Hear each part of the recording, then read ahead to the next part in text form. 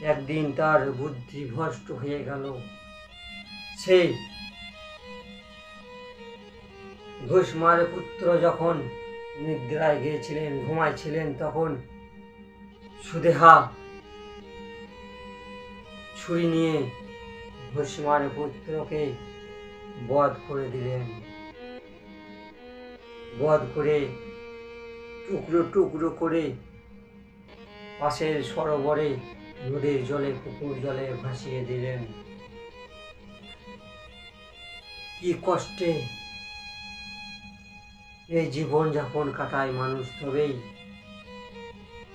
মনে হিংসা জাগে। যখন অত্যন্ত হিংসাবোধ, রাগ, ক্রোধ জন্ম নেয়, তখন মানুষ কি গতিতেই না পৌঁছে যায়। হিংসা একটি এমন যে মানুষকে শেষের পথে নিয়ে যায়। রাগ একটি এমন জিনিস যে মানুষকে শেষ করার জন্য দুবার ভাবে না। তাই রাগ হিংসাকে যদি ধরে রাখা যায়, তবেই সেই মানুষ উন্নতির পথে এগিয়ে যায়। কিন্তু কিছু কারণে মানুষ পারছে না। কারণ মনকে শান্ত করার জন্য আমার শিবকে স্মরণ করতে হবে, ভগবান শিবকে পূজা করতে হবে, ভগবান শিবের মন্ত্র পাঠ করতে হবে।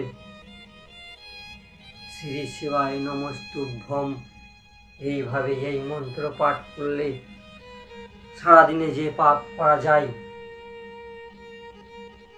একটিবার এই মন্ত্র জপ করলে পাপ নাশ হয়ে যায়। শ্রী শিবায় নমস্তুভ্যম এই মন্ত্র পাঠ করলে ভগবান শিবের মন্ত্রের মহিমা অত্যন্ত শক্তিশালী।